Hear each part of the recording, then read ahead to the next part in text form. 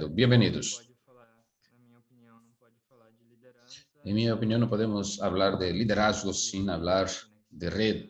red de conexiones. Então, eu vou começar Entonces, voy a falando empezar um pouquinho el sobre habla rede. hablando sobre red. Então, o que é uma rede? ¿Qué es una red? Rede é a conexão Una red es la conexión entre não diversos não puntos, existe ¿no?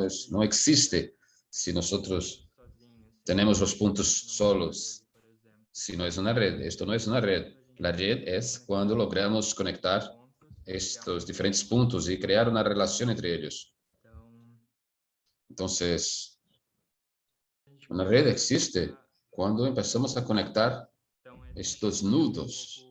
Esto es un um poco desenho que ele foi un criado diseño que fue na década de creado 60, en la né, na década de Segunda Guerra 60, Mundial. en la Segunda Guerra Mundial, que Então, na época, dio origen a la Internet. Básicamente, en la época, um engenheiro de comunicação, Baran es un ele ingeniero de comunicación, tinha Paul na, Baran, na estaba Guerra Fria, na en verdade, la Guerra Fría, en realidad, estaba intentando ver una forma de conectar pontos diversos de forma puntos consistente. de Então, una forma por exemplo, consistente. Por ejemplo, en la guerra, tem um si centro destruyeran un da centro y destruição una massa, red, que é si destruyera, o uh, ponto da que esquerda, era el punto de la não tem izquierda, conexão entre usted eles. no tendría conexión entre Uma ellos. rede Así como una red descentralizada, você descentralizada, tem centros em usted vários destruye un pontos centro, varios sem puntos se conexão. quedan Então, uma sin rede mais conexión. conectada Una mesmo, red como más a gente tem conectada, agora, el, el centro cuando se va, usted tiene una conexión aún con todos ellos. uma questão de que Entonces, a gente es una cuestión que nosotros intentamos hacer hoy precisa, que a gente de permite forma essa conexão más amplia y permitir esta conexión entre diversos de puntos modo mais de fácil. forma más Então, fácil. sem Entonces, passar por sin pontos tener que pasar centrais e por fazer puntos centrales y hacer se que las conectar. personas logren conectarse cada vez más. Então, acho que todo mundo concorda Entonces, que quando a gente todos começa están de acuerdo cuando empezamos en Slow Food. o La principal ventaja es que tenemos es que uma nosotros rede somos una red de global núcleos locais de núcleos com locales problemas locais que con quando se problemas conectam locales y cuando nos formam um grupo conectamos mundial, formamos un grupo mundial, una red mundial que são locais, que lidia con problemas locales, pero también son no mundo. compartidos en todo el mundo. Então, quando os diferentes Entonces, pontos da cuando los rede diferentes puntos de la red empiezan a trabajar localmente conectar entre si, localmente, conectarse entre conquistas são ellos, locais, nuestras tem um conquistas son efeito locales, mundial. hay un efecto mundial. Então, Entonces, a partir do momento que a a gente partir del consegue momento que conectar nosotros mais logramos pontos conectar e fazer uma más rede puntos y mais hacer una ampla red e más amplia, conectada, a gente consegue más conectada, logramos atingir os alcanzar objetivos, né, nuestros que objetivos, que queremos es alcançar hoje. Então, como para falar um alimentar pouquinho todo el mais sistema como sobre hacemos hoy. redes, Quiero daros un ejemplo de como todo esto, de cómo, a conexão pode ser forte, eu vou trazer um cómo exemplo esto recente, puede ser fuerte. que Voy a alguns traeros un países ejemplo fizeram personal, na algunos Segunda Guerra conocen, Mundial, que foi através de um a objetivo em través comum, de un objetivo que en era común, conectar diversos era pontos conectar diversos puntos de la red sobre um objetivo em comum, que era sobre el objetivo desperdício de común, que era alimento. A gente el começou a conectar desperdicio de vários pontos da alimentos. rede, fazer uma Empezamos a rede conectar varios puntos de la red, hacer un mismo e, ao evento mesmo tempo, en, en chegar varias nesse partes del mundo al mismo objetivo tiempo, involucrar a de um jeito mais todos global para que possível. tuvieran un impacto Então, a global. gente sem Entonces, financiamento, sin sem nada, financiación, só sin com nada, sin ningún aporte, solo con conexiones, activismo de jóvenes de todo el mundo, logramos hacer 102 eventos y 42 eventos en el mismo día del mundo.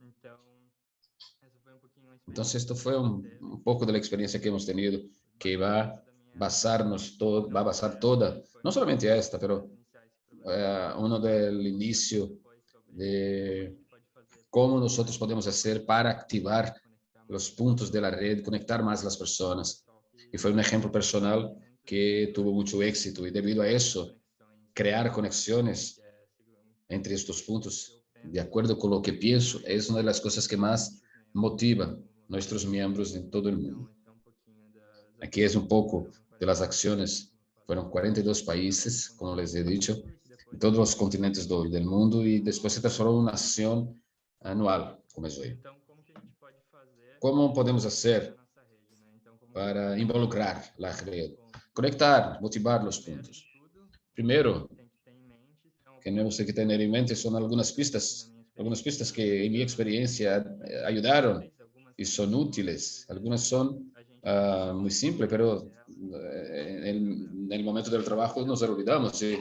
tudo es necesario acordarnos. Primero es identificar quién hace parte de nuestra comunidad, nuestro grupo local, porque personas, trabajar como cocinero, el interés de los cocineros es diferente trabajar como educador o de un apicultor. Entonces, tenemos como líderes de estas comunidades, como portavoz, poder articular a los miembros de la comunidad y unir a las personas que tienen el interés común para crear estas conexiones, ir por este camino. Una de las cosas que las comunidades tienen diferentes de los convivios es que establecemos un objetivo. Antes el convivio estaría más conectado a una región local y ahora, además de local, es ligado al objetivo. Una de las cosas importantes es pensar en nuestro objetivo, tener en mente que porque las personas ingresaron en la comunidad a causa de este objetivo y planificar cómo buscar alcanzar los objetivos. Es algo que ayuda a motivar a las personas.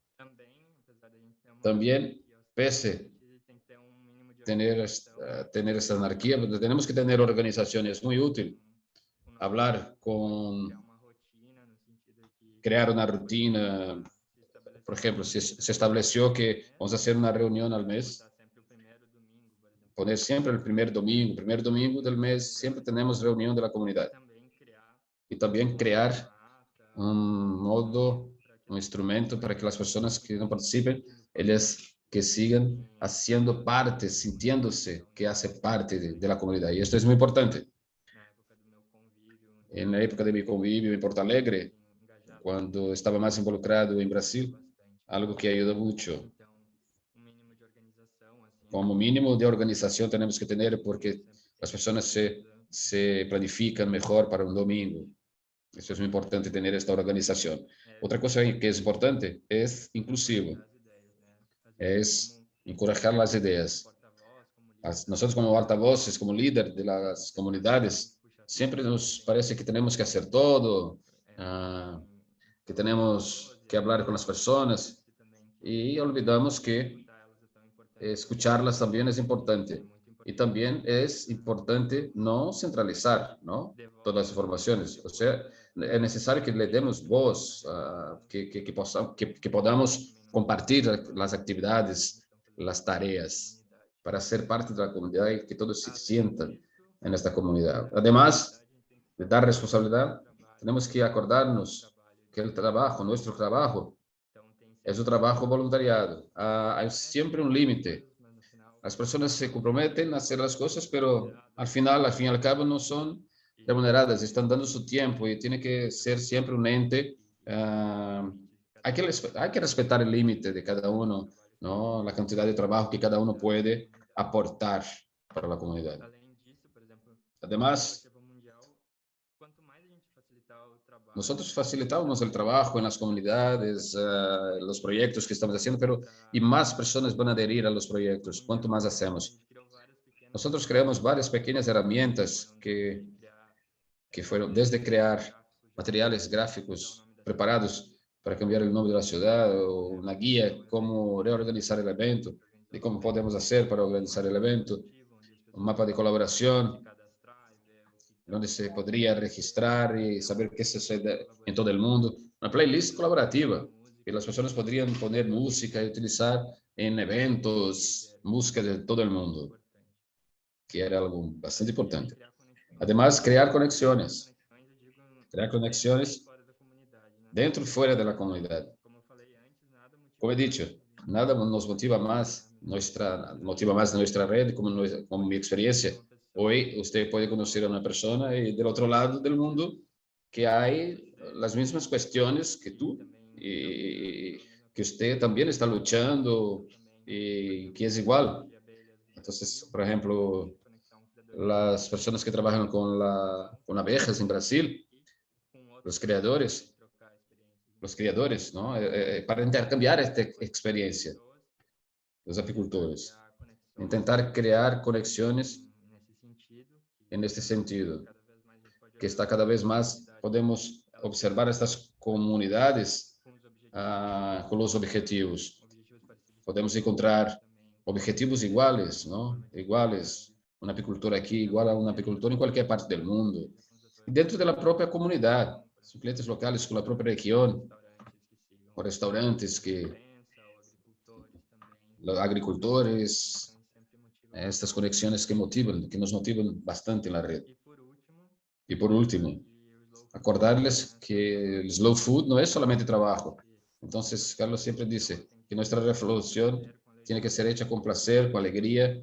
Esto también es importante. Llevamos nuestro trabajo a una comunidad, mismo que sea una cuestión de mucho trabajo, es muy fácil que nos cansemos rápidamente y paremos de trabajar.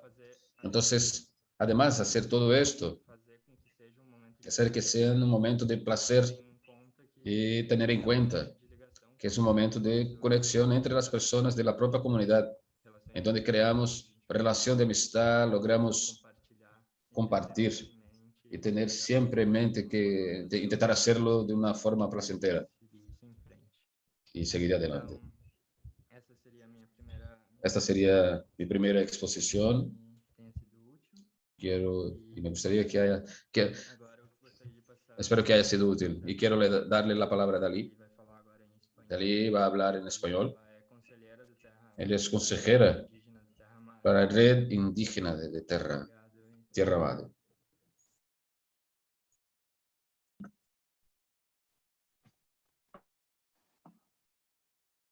Hola, ¿me escuchan? ¿Me escuchan? Sí, perfecto. Sí, Dalí. Vale. Sí, sí, sí, sí. Ok, gracias. Bueno, pues muchísimas gracias, Cayo, y muchas gracias a la Oficina Internacional por invitarme. La verdad es que estos han sido días un poco difíciles y me gustaría iniciar esta charla diciendo que pues me he dado cuenta, ¿no? Cuán efímero puede ser la vida y que muchas veces en el ir y venir me olvidé de eso y creo que es importante recordarme y compartirles lo apasionante para mí, lo apasionante que es para mí formar parte de este movimiento desde mi mirada de mujer. Bueno, por fortuna de la vida, mi mamá, a quien le agradezco muchísimo de lo que soy, conoció Slow Food, escuchó lo que significa su filosofía e inmediatamente se sintió conectada porque esa era la manera como ella recuerda su infancia, rodeada de la madre naturaleza que le proveía los alimentos que sus padres cosechaban, le recordaba los más exquisitos sabores de los platillos que su abuela preparaba y que siguen grabados en la memoria de su corazón. También le recordaba que algunas cosas de lo que ellos producían lo podían vender y troquear por otros insumos. Y bueno, la vida le parecía un poco más fácil y más bella. Y es que así era como se hacía antes. Entonces ella, al escuchar toda esta filosofía, se dijo a mí misma, pues que los pueblos indígenas hacemos bueno, limpio y justo desde siempre, ¿no? Porque nuestra cosmovisión está muy conectada a la madre tierra, pero también reconoció que mucho de eso se estaba perdiendo para las nuevas generaciones y bueno, que era importante hacerlo visible y empezar a cambiar las cosas. Ella empezó a romper con sus propios paradigmas y luchó mucho para que la realidad cambie para la comunidad, pero sobre todo para las mujeres. Les cuento esto porque la lucha de las mujeres es histórica, no inició ayer. Yo reconozco que el proceso ha sido lento, pero aún así satisfactorio. Mi madre también se dio cuenta de esto y sabía que debía preparar a sus relevos para que sus sueños se hagan un día realidad. Y entonces hizo de sus sueños un sueño colectivo. Y bueno, ahora yo estoy aquí compartiendo con ustedes, ¿no?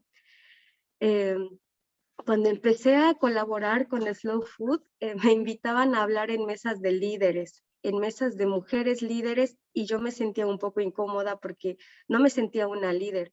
Siempre me he reconocido como una promotora comunitaria o como una formadora comunitaria. Creo que había interiorizado mucho los liderazgos masculinos y que solo ellos eran quienes había que seguir, pero mi propia madre me enseñó que no, y también otras mujeres. Entonces, ellas me empezaron a mostrar que no es así, que el camino para nosotras las mujeres ya estaba trazado de manera diferente. Y en Slow Food me estaban abriendo la puerta para que le habláramos al mundo desde nuestra propia voz. Y a lo largo de estos años de trabajo con Slow Food, me he dado cuenta de la importancia de que las mujeres sigamos abriendo espacios para nosotras dentro de esta maravillosa y enorme red.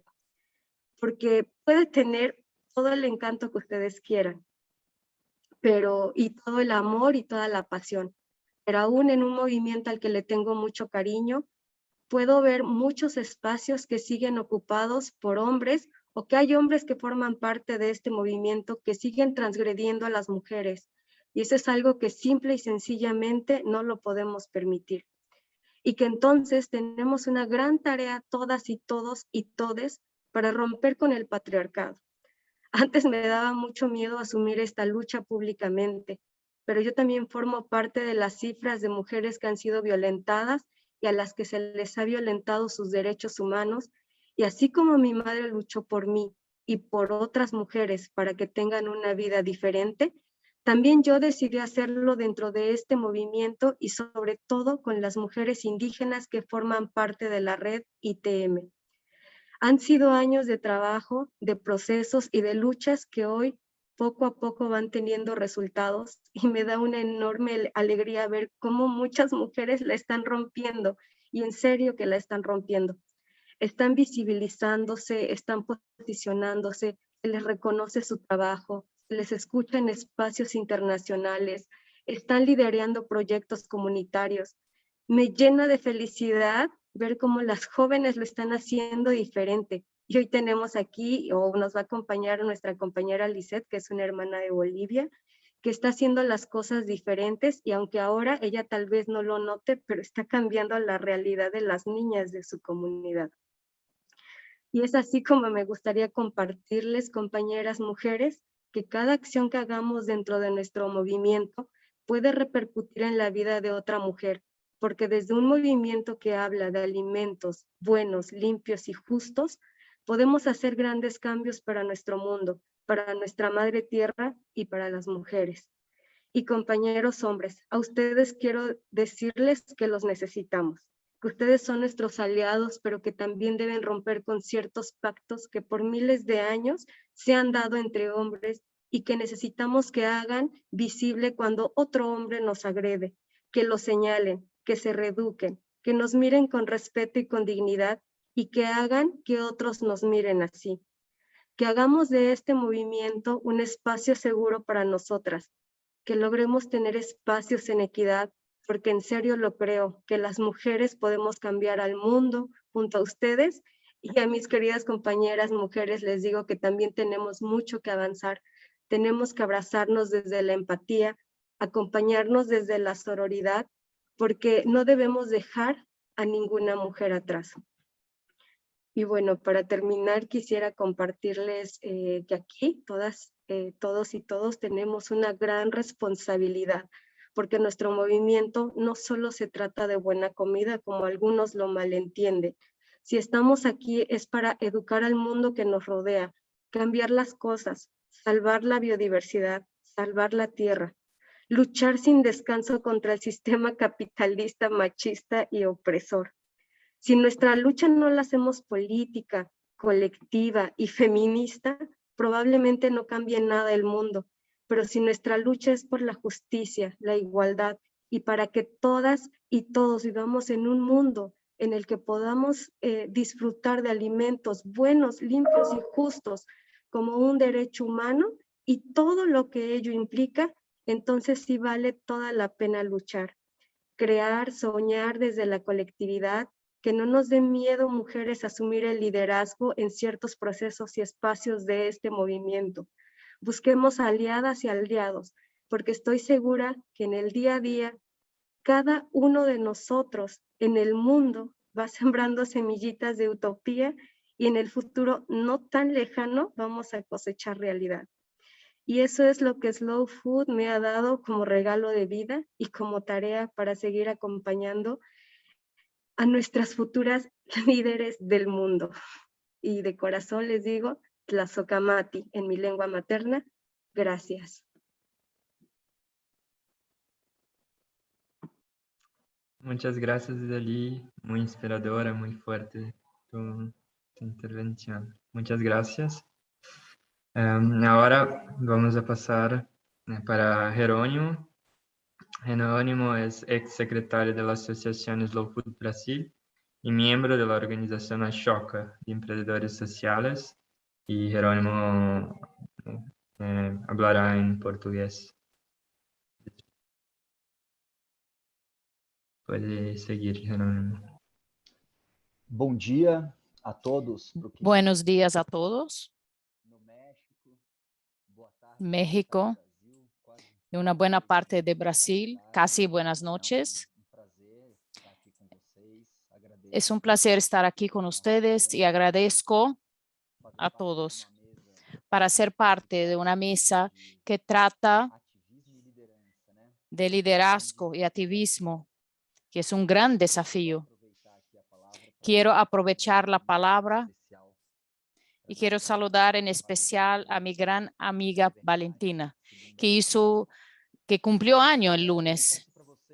Confieso a todos que me quedé en una situación muy desafiadora de tener un lugar de habla en un día que tratamos de liderazgo y activismo. Es muy difícil hablar de activismo y liderazgo en el imperativo. Creo que Caio salió muy bien en aspectos importantes de esta actuación. Pero también, después de escuchar a Dalia, solo refuerzo mi papel como un hombre blanco privilegiado. No me sentiría tan confortable sobre estas dos cuestiones de entrar tal vez en el tono de coach.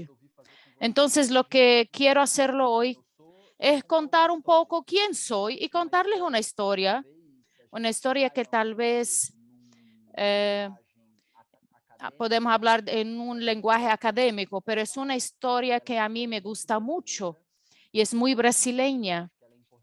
Y creo que es muy importante para varios aspectos en la actuación del slow food, que es la historia del socioambientalismo. Bueno, yo soy Jerónimo Vilas Boas, vivo en Ribeirão Preto, en el estado de Sao Paulo, en el sureste de Brasil. Ribeirão Preto, que es la capital del agronegocio de Brasil.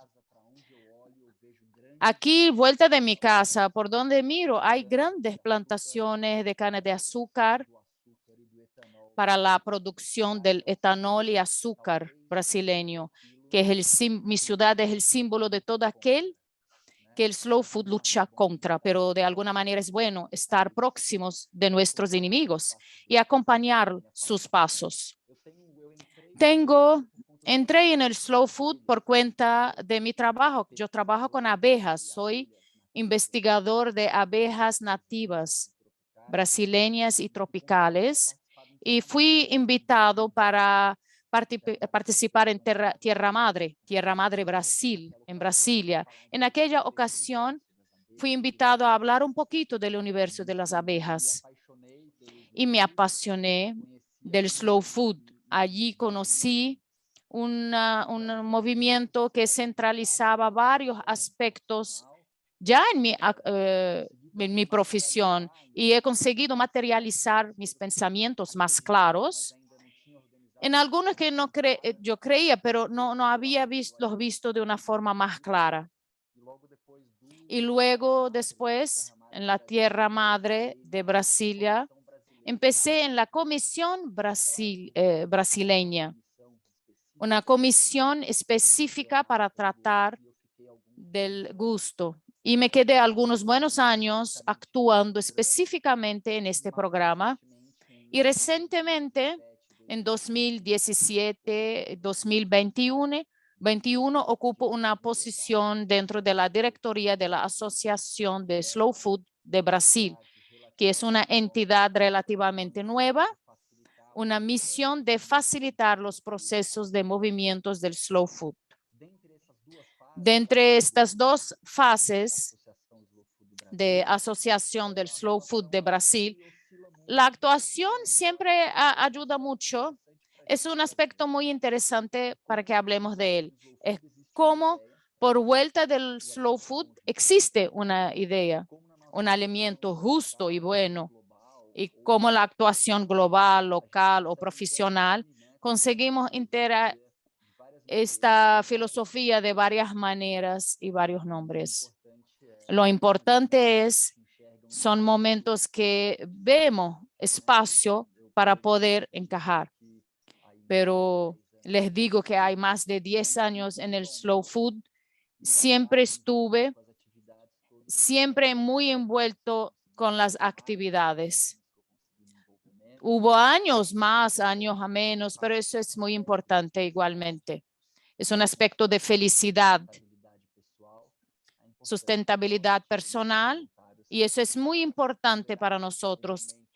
Ponderar unos momentos que estemos más próximos para estar sustentabilidad de este momento tan importante. Una de las cosas que siempre me ha motivado en este movimiento es el pertenecimiento. El slow food tiene una capacidad única que trata de alimentación, de involucrar diferentes aspectos, diferentes temas dentro de este pilar de un alimento bueno y justo, y posibilita para que vemos una estrategia más amplia y global. Es difícil cambiar el mundo. El horizonte de la solución de las cosas está muy lejos de nosotros. Nosotros solamente vivimos una vida para resolver todos los problemas. Y es muy bueno saber que muchísimas veces la actuación local y de corto plazo o medio, que nos hace un sentido en una actuación y estrategia más amplia. Y eso para mí es lo principal, es el principal diferencial, crear puntos de conexión para que pertenezcan a esta situación en nuestro planeta Tierra de una manera general. El Arca del Gusto, que es un programa que a mí me gusta mucho, trae un otro aspecto que me ha incentivado mucho, que es este contraste de la adversidad y la homogeneidad.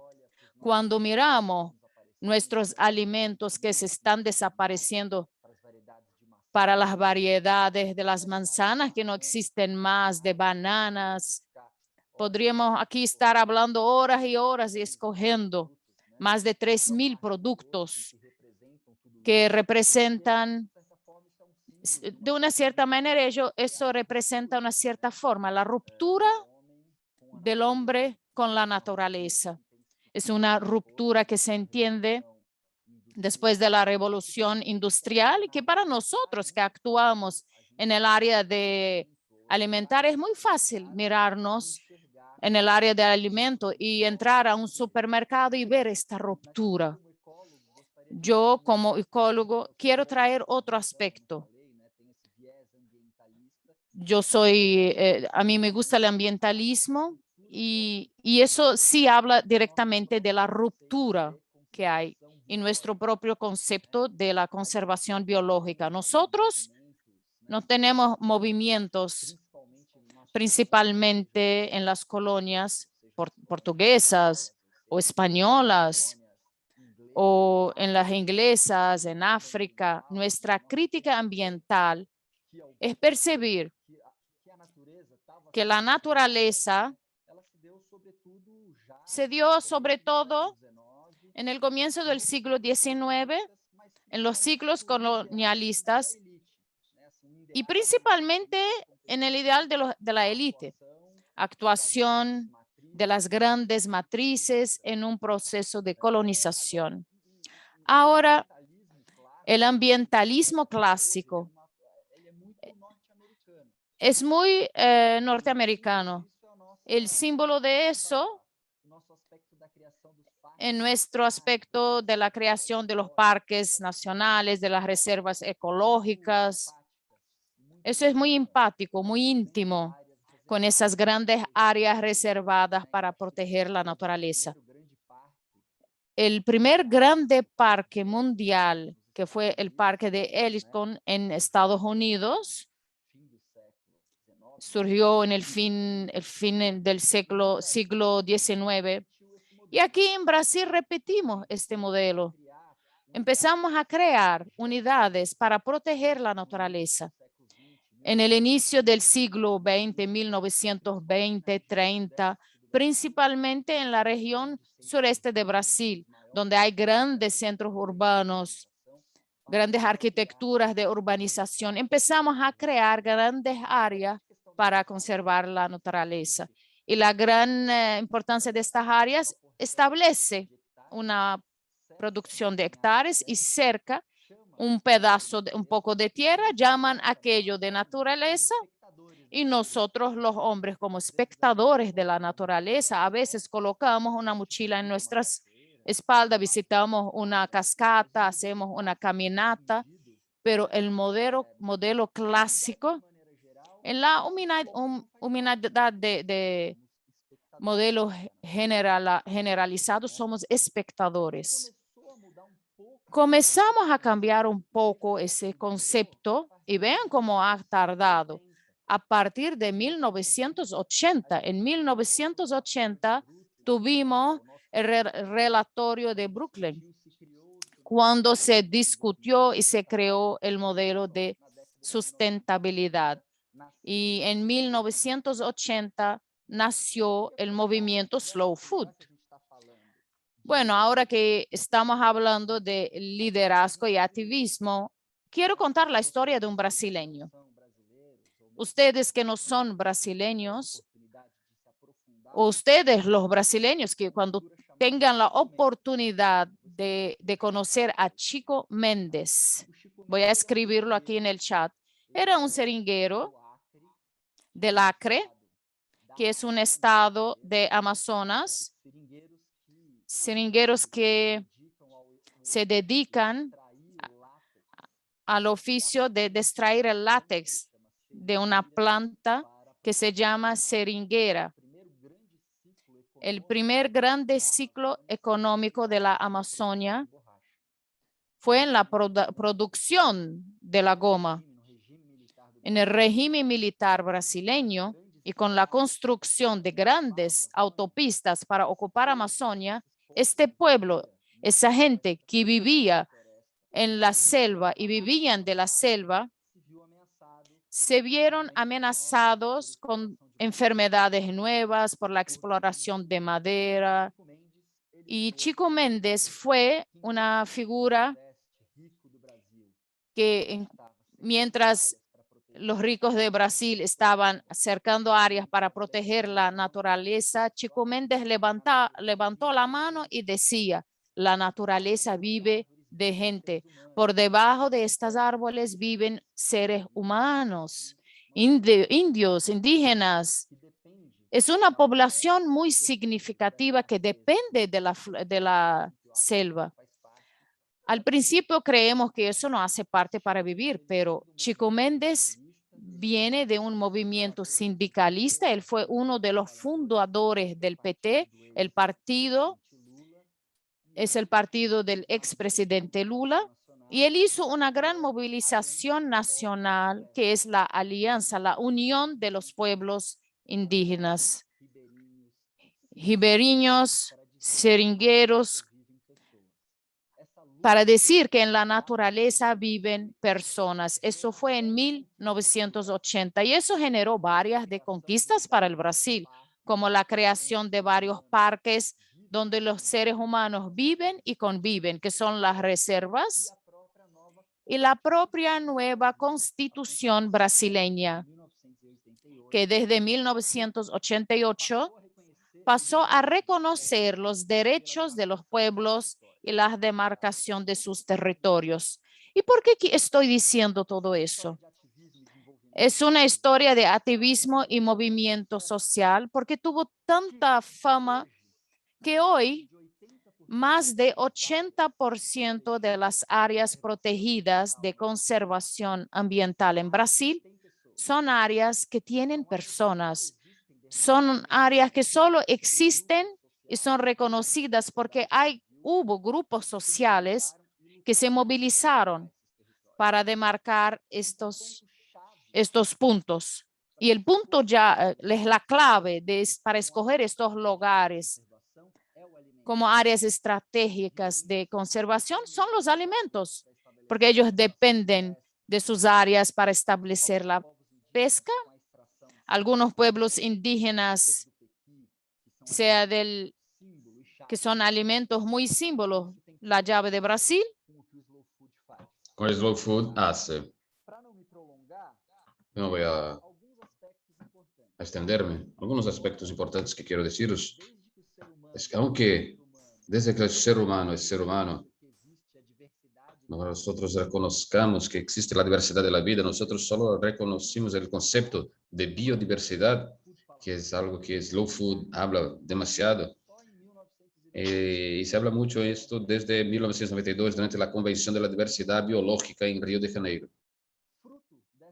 Fruto del análisis de trabajo de esta lucha de Tiago Mendes, en 1996, el antropólogo brasileño, que es Antonio Carlos Diegues, por primera vez empezó a intentar establecer el concepto de terra etno, de la biodiversidad. La biodiversidad en donde existe la construcción cultural y social de la naturaleza. Y fue solamente el 2000, en la COP de Nairobi, que fue firmado el concepto que tenemos hoy de agrobiodiversidad, que es la biodiversidad asociada a la agricultura. Y el socioambientalismo, ¿no? ¿Qué es la sociobiodiversidad? No hay la definición de sociobiodiversidad en lugar alguno, exactamente porque la sociobiodiversidad es un movimiento político que se dio iniciando en Brasil, en la América Latina, fruto de los cambios que todo el mundo hizo a partir de 1980. Y una cosa que quiero traeros es que un movimiento socioambientalista en Brasil tiene un origen en un movimiento sindicalista, que es lucha de los trabajadores por sus derechos. Esto se dio en Brasil, esto sucedió en Brasil, con industrias metalúrgicas, o sea, áreas industriales, movimiento del sin techo, o sin tierra, un movimiento campesino, el movimiento negro y con la diversidad. Todo ello para provocar que hoy yo veo uno de los principales retos del slow food es ver su rol de actuación en esta multidisciplinaridad y principalmente tenemos que saber cómo vamos a lidiar con la industria, porque la industria, tenemos mucho prejuicio con la industria. Nosotros tratamos como agua y aceite. En pocos momentos logramos sentar para establecer agendas comunes. Creo que los cambios socioambientalistas relevantes de Brasil se dieron en esta actuación conjunta. Aquí está mi provocación. Perdón, me he extendido. Seguiremos hablando.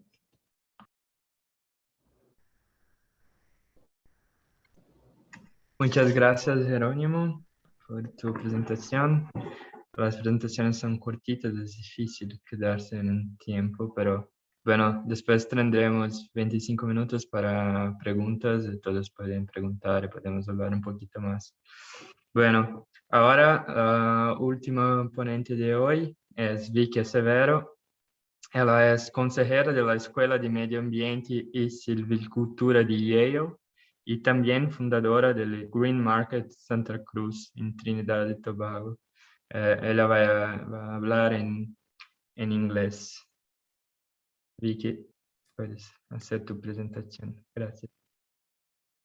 Thank you, Kyle, and thank you, everybody. It's such a pleasure to be with all of you this morning. And of course, listening to Geronimo and Dali is very exciting for Geronimo because I'm older than most of you. And I'm thinking about Chico Mendes and of course, Cesar Chavez.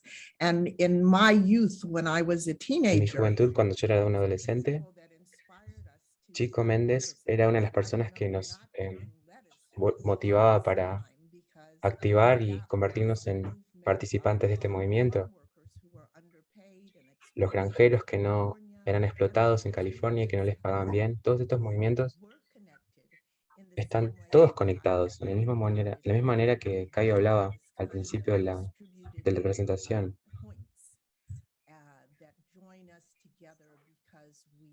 Todos estos puntos que nos conectan, porque vemos una injusticia y nos gustaría corregirla. Así que hoy quisiera pasar un poco de tiempo con ustedes hablando sobre el liderazgo slow. Me gustaría hablarles un poco sobre cómo ustedes se mueven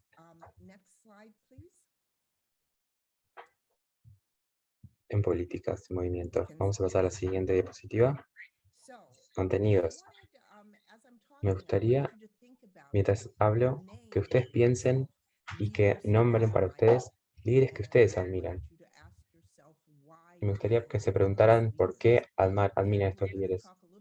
Luego vamos a hablar un poco sobre el liderazgo como campo de estudio, que empezó en tiempos antiguos también. Como campo de estudio empezó en los 40, cuando la gente empezó a hablar sobre si liderazgo se podía enseñar. Vamos a hablar un poco sobre los líderes que ustedes admiran, cuáles son las habilidades que ellos tienen y sus rasgos. Y luego vamos a pasar un poco a hablar sobre Slow Food y qué tipo de líderes se necesitan para Slow Food y cuáles son esas implicaciones. Así que pasamos a la siguiente diapositiva.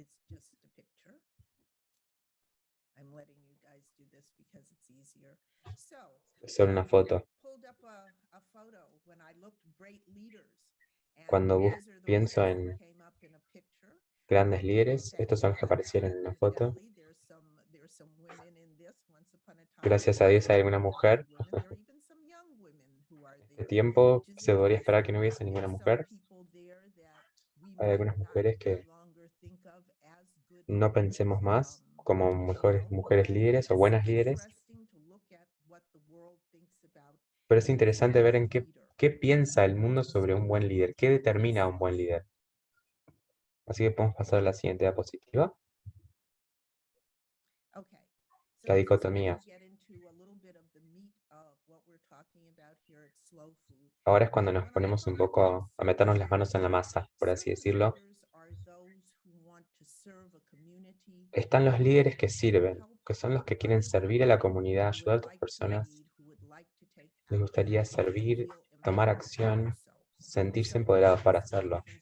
¿Cuál es la diferencia entre un líder tradicional y un líder servidor? Esta diapositiva nos da un poco más de una idea, así que vamos a ir por ella. Un líder tradicional ve el liderazgo como un derecho a obtener. Quiere ser CEO, quiere ser el jefe de una compañía, quiere ser famoso, una celebridad, quiere ser famoso. Un líder servidor ve el liderazgo como una oportunidad para servir a otros. Cuando en la foto ves a Martin Luther King o la Madre Teresa, o ves a Stephen Hawking, en esa foto anterior o Malala, ¿sabes que esta gente estaba pensando en trabajar con otras personas, en ser parte de una comunidad que estaba sufriendo alguna injusticia y estaban intentando muy fuerte para tomar acción y cambiar el contexto en el que ellos estaban viviendo? Un líder tradicional usa el poder y el control para llegar a su performance, para su rendimiento. Es lo que Jerónimo hablaba en Brasil. Es un gran centro de agronegocio. Hay muchas transgénicos.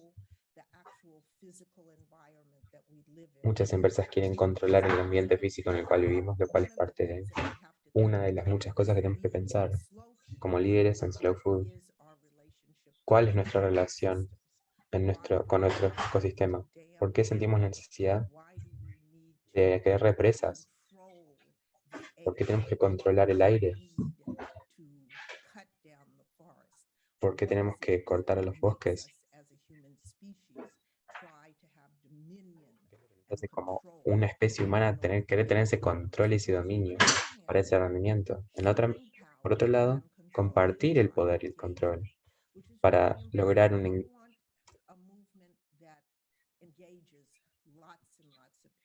una comunicación entre otros grupos y personas. Por ejemplo, Slow Food es una organización que comparte el poder, por lo que, como Caio decía, y Dali también, uno extiende para ver cuáles son los talentos y las habilidades de otras personas. Y de esa manera puedes ayudarles a sentirse y ser más poderosos en su propio derecho. Ellos también se pueden convertir más poderosos y más creativos y más innovativos y con más coraje, que es lo que precisamos. La gente tiene que tener coraje porque tenemos que desmantelar y explotar el sistema. Los líderes tradicionales miden el éxito en base a,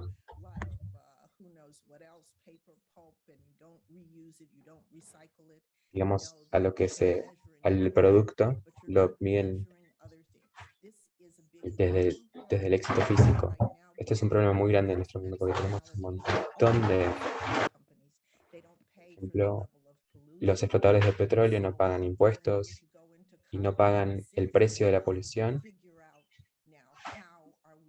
¿Cómo hacemos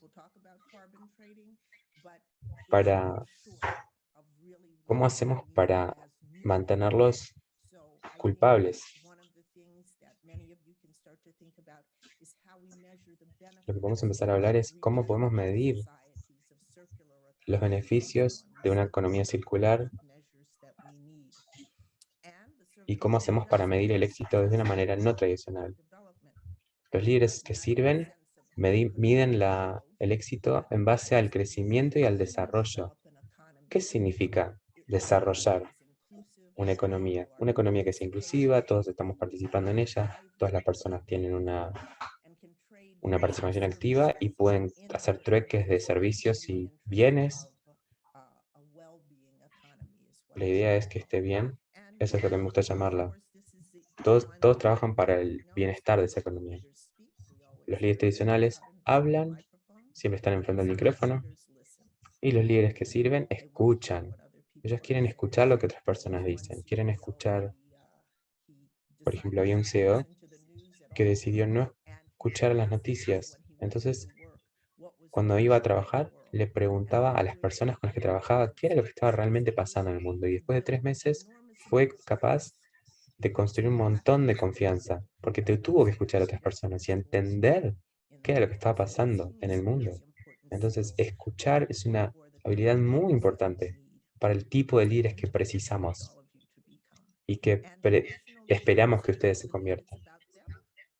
Y los líderes tradicionales creen que se trata sobre ellos, y los líderes que sirven saben y entienden que no se trata de ellos, porque hay una meta mayor. Entonces, si realmente pensás en esta dicotomía entre el liderazgo tradicional y el liderazgo de servitud, vamos a entender que somos el movimiento de Slow Food y a dónde tenemos que estar yendo. Y en este momento me gustaría leer algo sobre Carlo Petrini, que es el fundador de Slow Food y el líder. Él dice que este artículo dice: los ideales de Slow Food son los más importantes, en la defensa de los productos. Petrini hace énfasis en que no hay buenos productos sin buenos productores. Su voluntad para considerar todos los parámetros de la agricultura, la industria, el comercio, la ecología, constituye el real poder de Slow Food.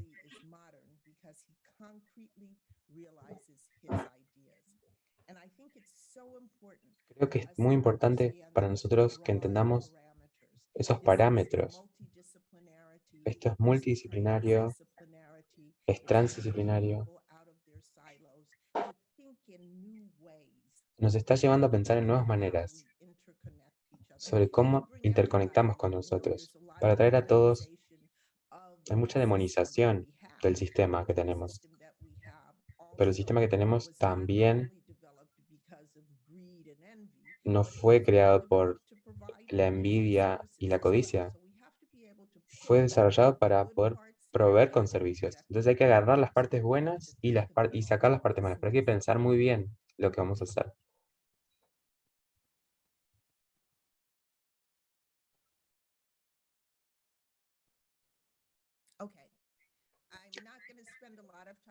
No voy a pasar mucho tiempo con esto.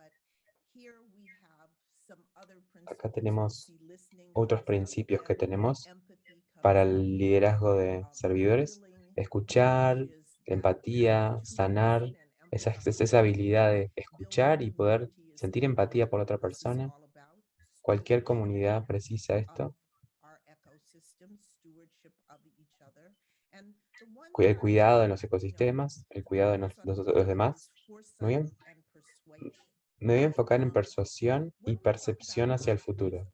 Cuando hablamos del activismo, nosotros precisamos tener una claridad especial. Los líderes tienen que realmente discernir entre el mundo por lo que es y dónde pueden hacer el cambio para cambiar la conciencia de las personas. Porque al final del día, Slow Food se trata sobre cambiar la conciencia. Se trata, como dice el manifiesto, no estamos apurados. Estamos en contra de la rapidez. Vamos slow, vamos lento. Y la lentitud, tenemos que ser totalmente fuertes y tercos en cuanto a la eliminación de estar apurados. Tenemos que ser determinados. Lo importante es tomarnos el tiempo y escuchar entre el uno al otro y pensar en cómo diseñar ese futuro que imaginamos, ese futuro que queremos. Y luego empezar a tomar esos pasos que son persuadirnos entre los otros, para tomar estos pasos juntos, persuadirnos a tomar estos pasos juntos para lograr algo más grande.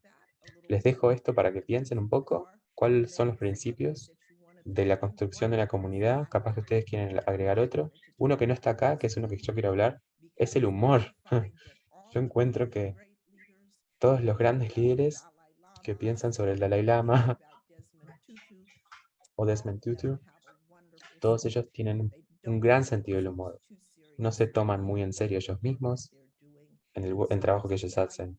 Entonces hay un toque ligero a cómo ellos hacen que una comunidad crezca. En la siguiente diapositiva, casi termina. Este es un libro que se llama Actúa como un líder, piensa como un líder, sobre Hermenia Ibarra. Si bien hay muchas aptitudes para un buen líder, hay distintas habilidades. Los líderes exitosos, dice Hermenia Ibarra, realmente creen lo que están haciendo y logran contagiar ese entusiasmo, pero hay muchas maneras diferentes para hacer eso. El tema del contagio es lo importante acá. El movimiento de Slow Food ha probado que hay como querer, hay un querer en todos los países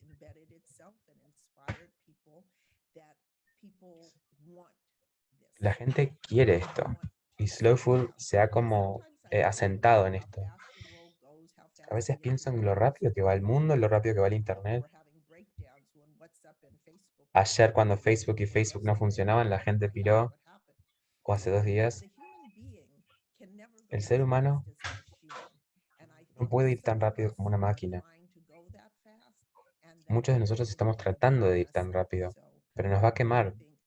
No creo que necesitamos ir tan rápido. Tenemos que desacelerar y ser servidores del uno al otro. La próxima diapositiva.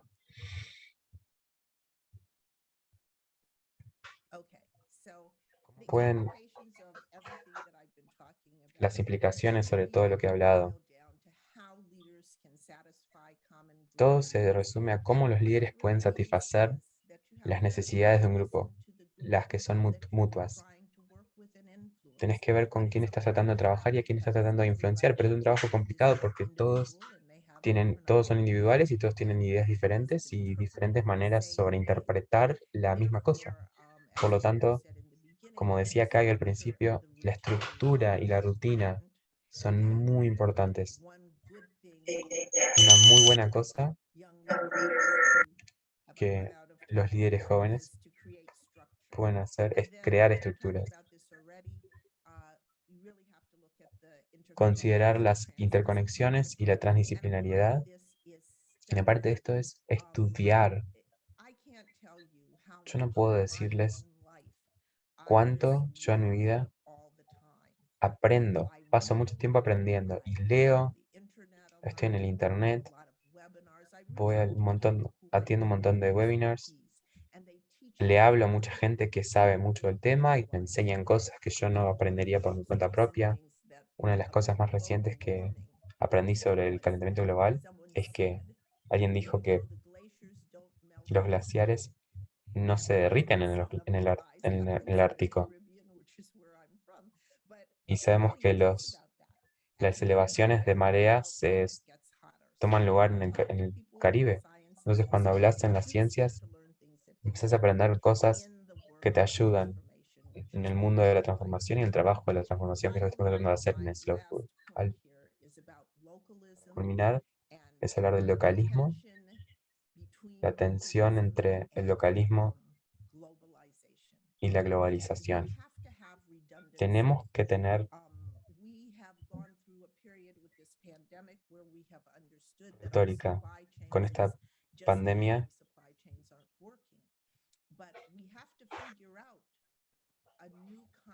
Hay que pensar un nuevo concepto para reemplazar la eficiencia en todo eso.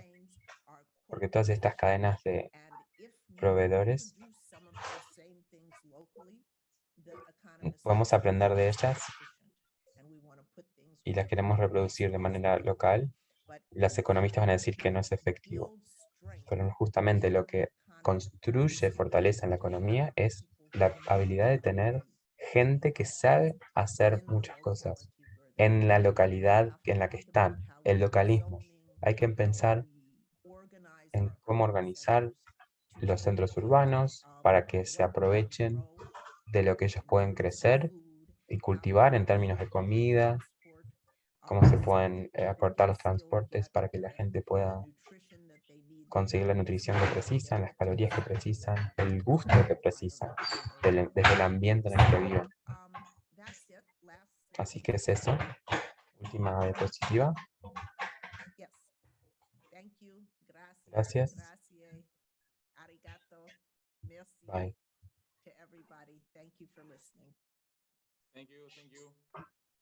Gracias, Vicky. Muy interesante tu presentación. Muchas gracias. Bueno, ahora tenemos un poco de tiempo para hacer preguntas. Quien quiere puede inscribirse en la chat y así empezamos a hacer una ronda de preguntas y un poco de debate.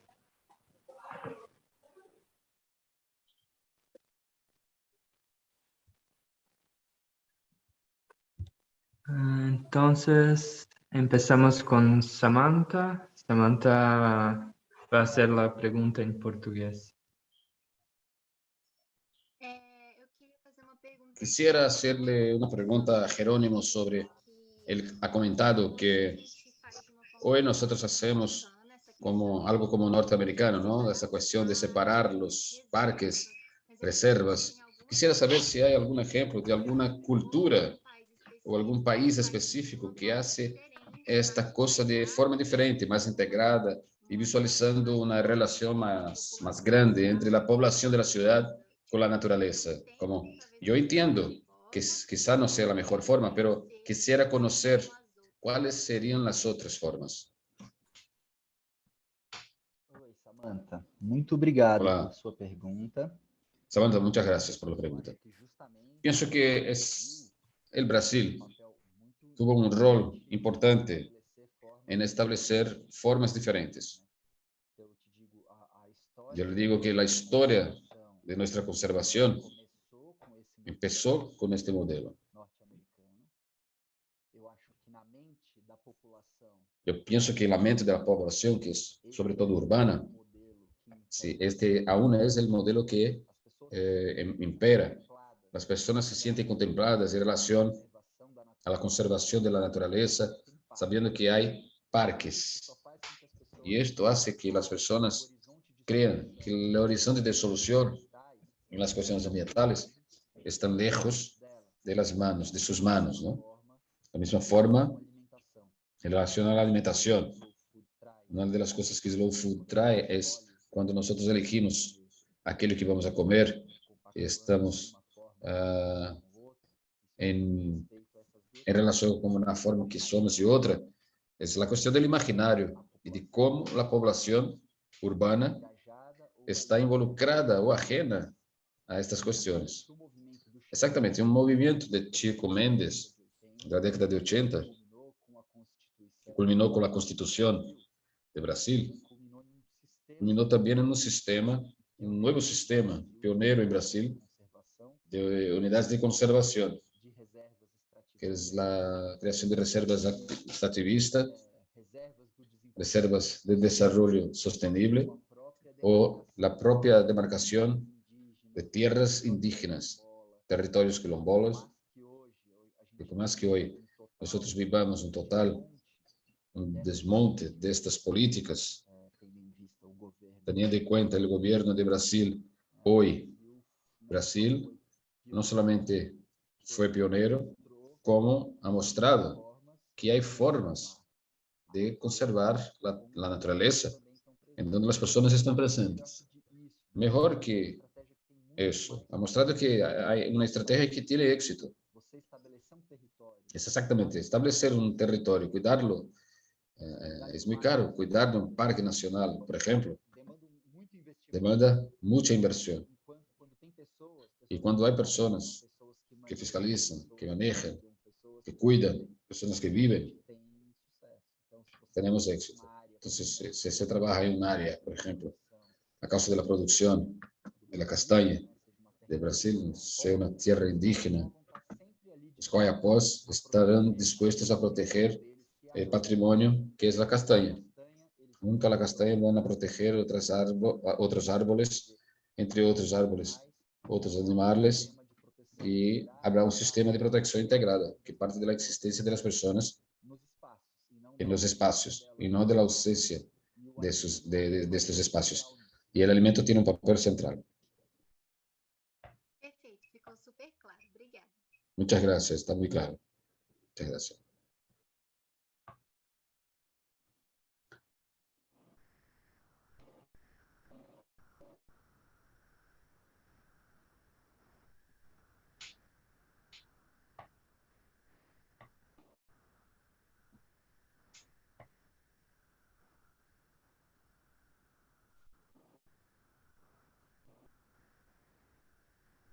Digamos, compañera Jennifer. Hola a todos. A mí me conecta muchísimo la intervención de Vicky.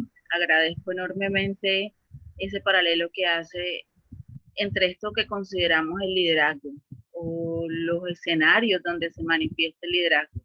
En una región como Latinoamérica donde la corrupción pues está desbordada, donde las condiciones de vida son tan inequitativas para las poblaciones, desafortunadamente hacer esa pedagogía de quién es el líder, tal vez que tiene una vocación de servicio versus el líder que busca tal vez figurar en campañas publicitarias o tal vez lo que busca es adeptos políticos para sus maniobras corruptas. Es tremendamente importante poder tener como el foco claro acerca de qué líderes o desde dónde queremos movilizar nuestras acciones.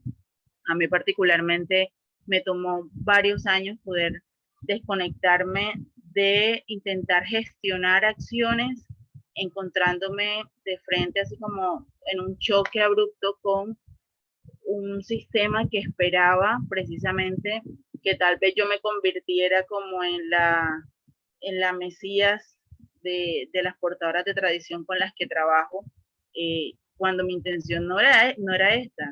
De alguna manera, en algún momento dejé de buscar que ellas estuvieran incluidas tal vez en eventos gastronómicos, o que tal vez los chefs voltearan la mirada a la cocina tradicional, específicamente del departamento del Atlántico en Colombia, que es donde yo me encuentro, porque terminó siendo tremendamente desgastante intentar voltear la mirada, pero no desde quien figura, sino desde una intención de alianza, una intención de sinergias que realmente propendieran por el desarrollo de las comunidades que con las uñas intentan mantener la tradición, mantener cultivos, garantizar la soberanía alimentaria de sus comunidades. Y en este tiempo de pandemia fue muy paradójico ver cómo se entendía la seguridad alimentaria como una caja de mercado entre comillas, porque realmente lo que se le mandaba a la gente eran viandas incompletas que no daban para ni una semana de alimentación. Y cómo esto luego se ve representado en los presupuestos públicos de tratar de mostrar esto como unos escenarios de verdad, apoyo o de contribución a la soberanía alimentaria, cuando no es así, porque todo lo que nos estaban haciendo llegar es importado. Y me cuestionaba frente a, ¿y quién alimenta o quién garantiza el alimento limpio, justo y sano de quien nos alimenta? ¿Quién garantiza eso? ¿Hacia dónde va esa búsqueda? ¿Quién se pregunta por la cocinera tradicional, el campesino que no está inserto tal vez en la gran industria, ni tampoco está inserto en las multinacionales, ni en la exportación de productos, que tal vez solamente tiene una parcela, una roza, un cultivo que con su comercialización da de comer a su familia únicamente? Entonces, en estos renglones de la población es donde más sentido adquiere esa forma de liderazgo que Vicky nos estaba exponiendo hoy, porque ciertamente hay como esta contradicción o esta dicotomía entre el liderazgo que se vuelve popular, el que llega a masas y el que activa apoyos tal vez, versus el liderazgo que se realiza desde las uñas, que se realiza en los territorios, que no tienen, o sea, que realmente no le interesa ser público ni visible, ni tampoco liderar campañas publicitarias, ni estar en los rankings de redes sociales, sino realmente en generar desarrollo local. Y un poco ha sido mi apuesta desde que empecé a distanciarme de ello, y es cuando las comunidades tienen los criterios claros, cuando les podemos acompañar a que entiendan que es un alimento justo, que es un alimento limpio, que es un alimento sano, versus lo que les prometen tal vez en cada año de campañas políticas, o lo que les vende una empresa que quiere llegar a su territorio. Yo quisiera creer que tenemos la batalla, si así se le puede llamar, más segura cuando tenemos compañía de la comunidad que ya ha cimentado sus criterios y también defienden sus prácticas culturales, comunitarias y naturales en relación a garantizar la soberanía de su territorio a través del alimento. Entonces, muchísimas gracias, Vicky, por compartirnos esa visión y esa diferenciación de los líderes que esperamos ser. Gracias. Gracias. Chiara, tu pregunta. Muito obrigado. Sua pergunta, Chiara. E a todas. Oi a todos. Bom, quero falar devagar para que todos me entendam. A minha pergunta é para a Vicky. Eu me emocionei muito com o relato e a minha pergunta é: acredito bastante poderoso. É difícil construir uma narrativa de emoção e contágio às pessoas. Aqui eu escrevi algumas palavras que ficaram comigo. Minha pergunta é: estamos rodeados de uma cultura que descarta una sociedad donde donde la prioridad es qué plato poner sobre la mesa, ¿no? ¿Cómo construir una narrativa que emocione y sensibilice a la juventud y que contagie, ¿no? Que es finalmente lo importante, que me parece que es muy difícil estar en la calle y construir este movimiento cuando del otro lado se encuentra más una pared, ¿no? Me pregunto cómo contagiar eso, cómo sensibilizar a la gente.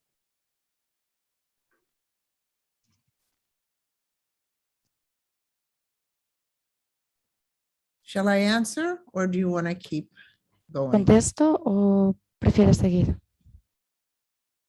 Al moderador. Puede contestar. Gracias, Kiara. Gracias a las dos. También estoy viendo a alguien en el chat de Barbados hablando sobre la corrupción. Estos son temas muy complicados que se repiten sistemáticamente. Incluso con los combustibles, por ejemplo, queremos tener coches eléctricos, pero seguimos teniendo gasolina. Pero necesitamos una transición. Pero para saber qué es lo que tienes que hacer es motivar a la gente. Y no me cansaré de repetirlo. Tienes que hablar de tus convicciones, porque si tú crees en lo que dices, te van a creer. Lo que estamos diciendo es que como generación tenéis una mayor habilidad para poder comunicar gracias a las redes sociales. Y tú puedes crear una comunidad. Podéis ser 5 miembros, pero tienes que buscarlos. Te diré que una de las cosas que creo que son muy útiles en el mercado verde, por ejemplo, es que yo vuelvo a las instituciones académicas. Y hablo con activistas que realmente no son activistas, sino que se ven mejor en otros terrenos. Pero son personas que te van a apoyar desde las universidades, por ejemplo. Puedes empezar con ellos. Puedes hablar también con ONGs que también están haciendo las mismas cosas que haces tú. Créate una lista de las ONGs. Habla con tus amigos, con tu familia. Y puedes hacer una lista sobre, por ejemplo, un comité de directores, ¿no? Busca personas más mayores, más jóvenes, personas diferentes a ti. Y tenlas como personas de referencia que te puedan ayudar. Creo que ese es el punto de partida. Espero que te ayude. Vicky, ¿puedes seguir? La siguiente pregunta es, ¿cómo estas diferencias en liderazgo pueden afectar en cuanto al cambio climático, la pobreza medioambiental? Bien, este es un gran problema que he estado estudiando, por ejemplo, en Haití.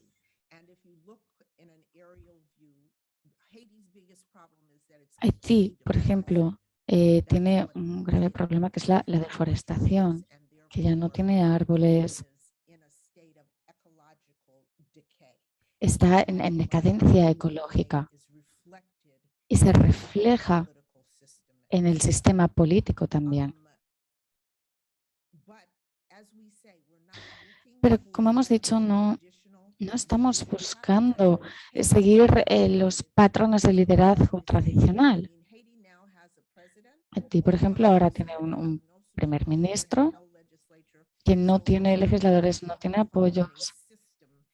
no es un sistema que esté funcionando. Es por eso que trabajar al nivel local puede ayudar. Las personas se pueden organizar a nivel local. Sorprendentemente funciona, y cuando se organizan las personas en comunidades reciben apoyos. Pero la situación de Haití es muy complicada por la intervención extranjera. No sé cuál es la solución, pero creo que cuando tenemos conexiones con las personas de Haití, podemos ayudar a esas personas, apoyarlas. Gracias, Vicky. Ahora gracias, Vicky. Thank you. Tenemos una pregunta de Dalí, y para Dalí, que de Wara, ¿qué tipos de metodologías utilizan en su comunidad en el empoderamiento de la mujer? Dalí, esta es para ti. Sí, gracias, Cayo. Bueno, primero, una disculpa. Tengo careta porque tengo COVID y mis hijos ya se levantaron, entonces los protejo lo más que puedo. Así que por si no logran verme. Bueno, vi varias preguntas en el chat. Primero vi sobre el tema de los pueblos indígenas, que estamos trabajando de manera activa de la red. Bueno, donde hay más comunidades Slow Food que pertenecen a pueblos indígenas es México y también en Ecuador también la red está muy activa. En otros países está menos activa, pero también la red indígena está trabajando en un proceso de capacitación como este para activar a nuestra red, ¿no? Y generar espacios de formación de liderazgos desde una perspectiva de derechos colectivos y derechos individuales de los pueblos indígenas. Para responder esa primera pregunta, luego decía cuáles son las dificultades que hemos vivido como mujeres indígenas. Bueno, la mayor dificultad es justamente enfrentarnos a una cultura machista, patriarcal, violenta, en el que a nosotras las mujeres, y sobre todo en el caso específico que me preguntaban sobre mi mamá y sobre mí, nos ha costado muchísimo trabajo romper con los paradigmas que imperan, sobre todo, bueno, no sobre todo, ¿no? En cualquier sociedad, pero en las comunidades rurales e indígenas, romper con este sistema de creencias en el que las mujeres tenemos que estar en casa y tenemos que estar al servicio de los otros, ha sido de las cosas más difíciles, porque el que nosotras nos atrevamos a hacer cosas diferentes o las cosas que solo pueden hacer los hombres, porque por ahí alguna compañera decía que le costaba trabajo, ¿no? Como entender esto, es porque así nos lo han enseñado. Los hombres siempre han sido los que toman las decisiones, y cuando nos toca a nosotras las mujeres, nos cuesta mucho trabajo romper con esa creencia, porque no nos enseñaron para tomar decisiones, no nos educaron para ser líderes, nos educaron para estar al servicio de otros. Y entonces, ahora nosotras estamos cambiando esos roles, lo estamos haciendo diferente, estamos asumiendo también las responsabilidades de nuestras propias vidas, y estamos también haciendo visible que no es normal y no es natural que estemos siempre sometidas, ¿no? Entonces, esto, por supuesto, que ha generado violencia contra nosotras, porque somos mujeres que están haciendo cosas que no están permitidas para nosotras. Nos ha costado muchísimo trabajo involucrar a los hombres. Primero, fue un reto involucrar a los hombres de nuestra familia, sensibilizarlos, decirles y enseñarles que la vida no funciona así, que tenemos que ser equitativos, ¿no? Que el poder también se debe de compartir.